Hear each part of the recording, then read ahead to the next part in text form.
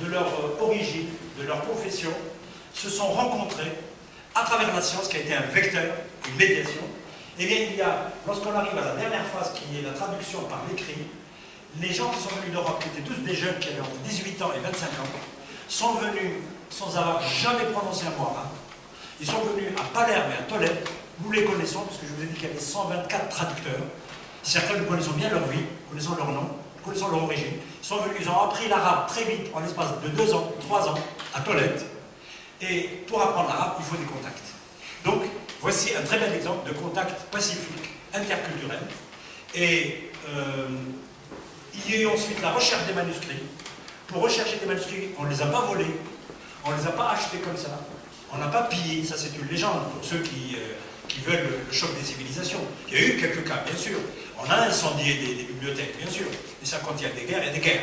Mais enfin, il faut attendre le XIVe siècle où l'Inquisition va délibérément, l'Inquisition espagnole, va délibérément détruire le savoir arabe, écrit en arabe. Mais avant, non. Avant même les rois, chefs de la croisade chrétienne, c'était dans le cadre des croisades, croisade chrétienne castillane, le roi Alphonse VI par exemple, dès qu'il gagnait la bataille contre les musulmans, bon, la guerre c'est la guerre, hein, mais après la bataille, aucune décision négative contre la population, et surtout, ça viendra après, surtout aucune décision négative contre le patrimoine. Au contraire, ce Alphonse VI et d'autres vont tout faire pour récupérer le savoir, pour essayer de le faire passer en latin. Et décision politique du roi. Or, c'est l'un des rois conquérants connus, Alphonse VI, le sage. Bien.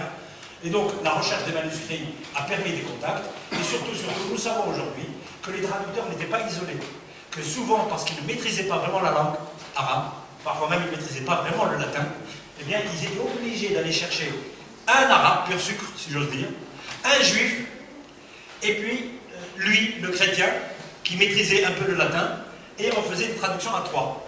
Et puis ensuite, on faisait corriger, etc. etc. Bref, c'était une aventure humaine. Ben, je conclurai sur cette belle image de l'aventure humaine qui transgresse toutes les frontières grâce à la science. Je vous remercie.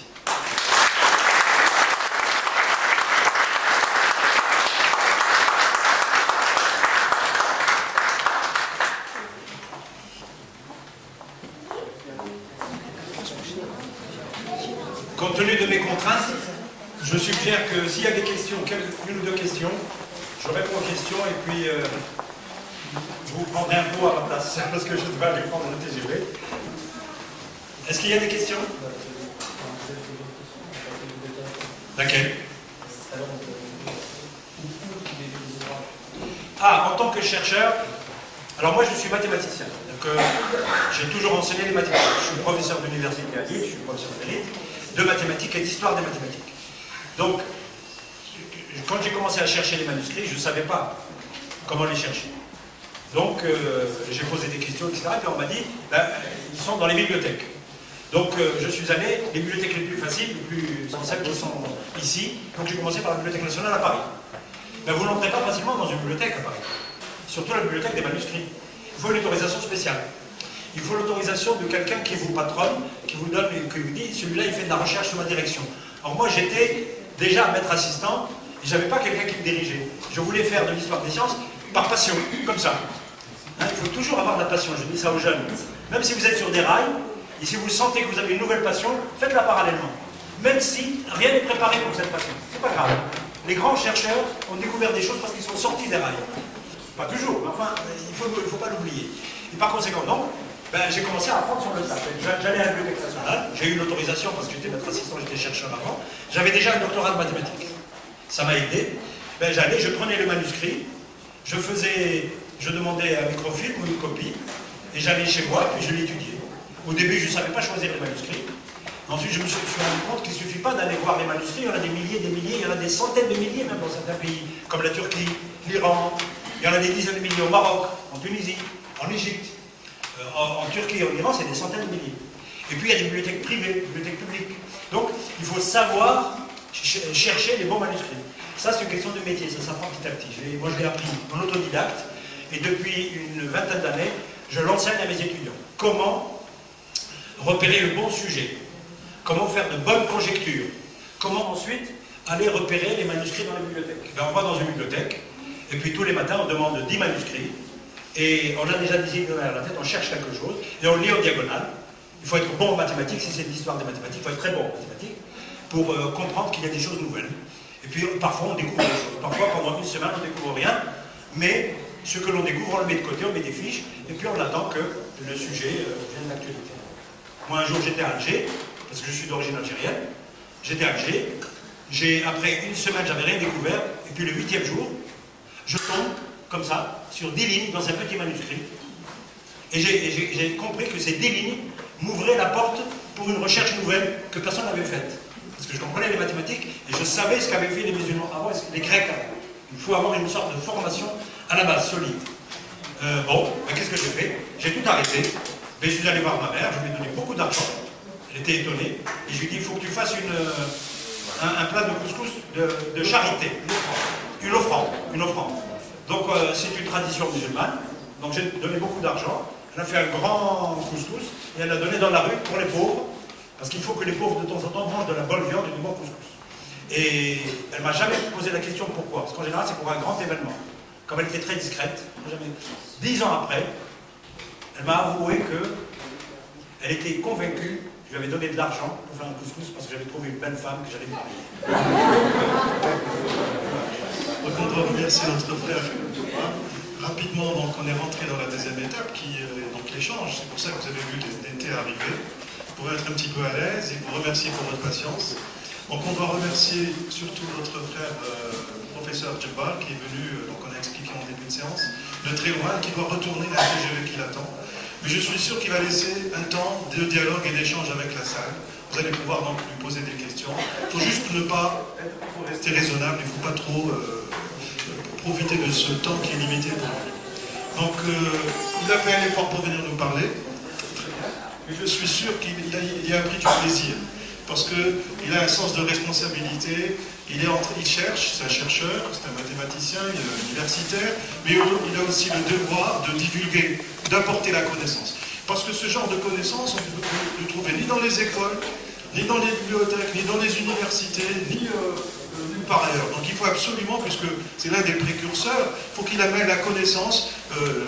On l'avait invité pour le 8 mai, et il se trouve que le 8 mai, il était à Oujda. Et il peut rapidement dire quels sont les périples qu'il fait pour apporter avec son bâton de pèlerin la connaissance et puis répondre au niveau scientifique. Donc il y a des niveaux de sollicitation qui peuvent être différents. Donc selon l'audience qu'il a en face de lui, il peut adapter donc le niveau. Donc on le remercie pour tout cet effort et donc on espère le retrouver effectivement au mois de novembre pour l'aspect un peu plus Inch'Allah. Merci. L'échange va avoir lieu, effectivement. Si vous avez des interventions, soit vous les faites avoir lues, soit donc, le mieux pour nous, c'est que vous puissiez prendre le micro pour que tout le monde puisse en profiter. Alors pour l'échange, est-ce que vous avez des interventions?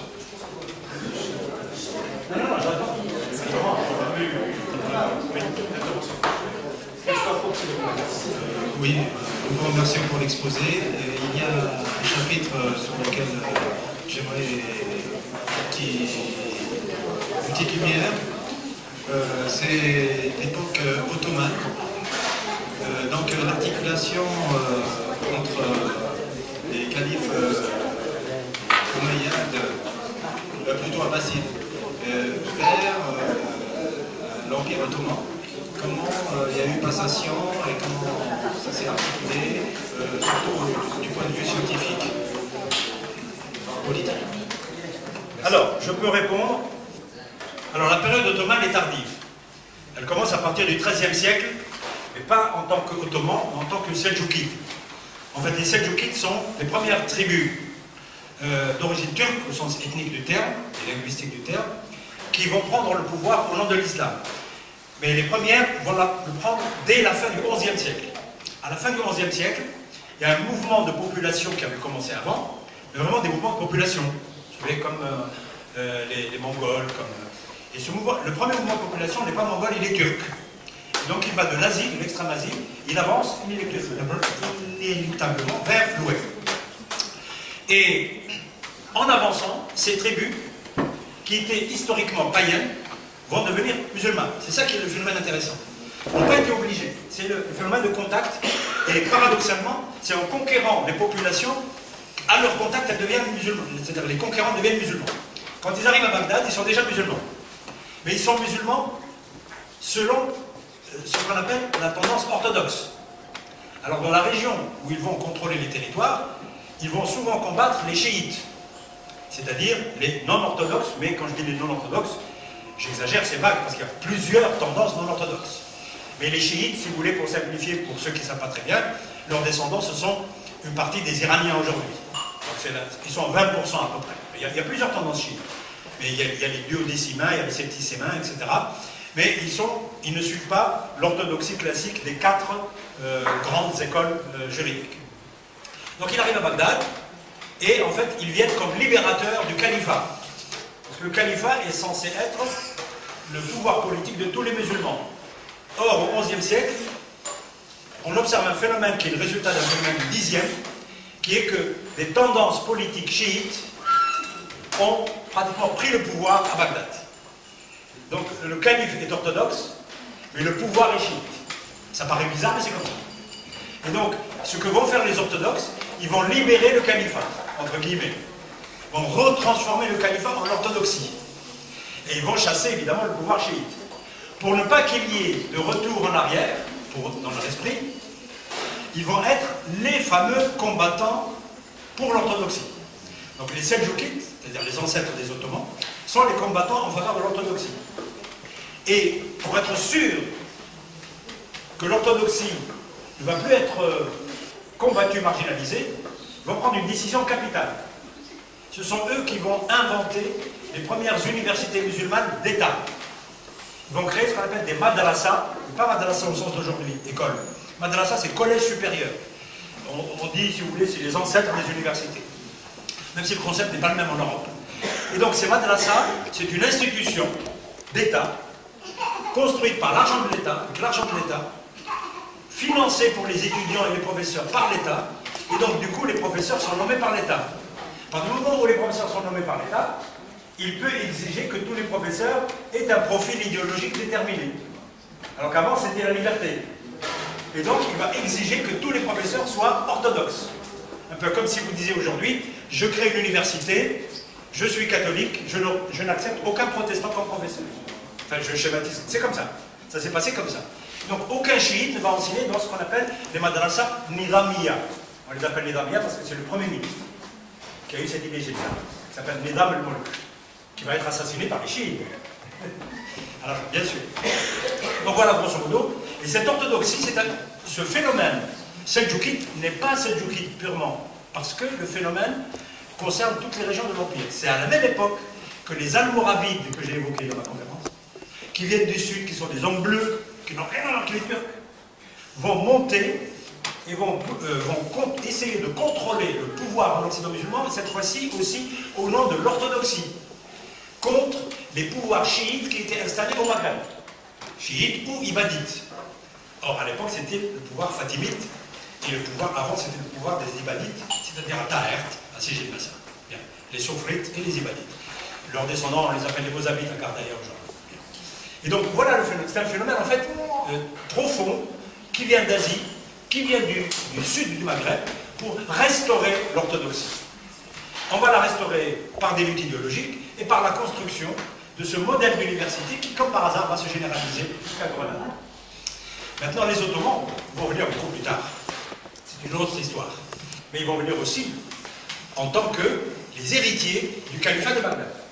C'est après l'effritement total du califat de Bagdad, après des périodes d'éclatement, il y a eu au Xe siècle 3 califes, vous vous rendez compte?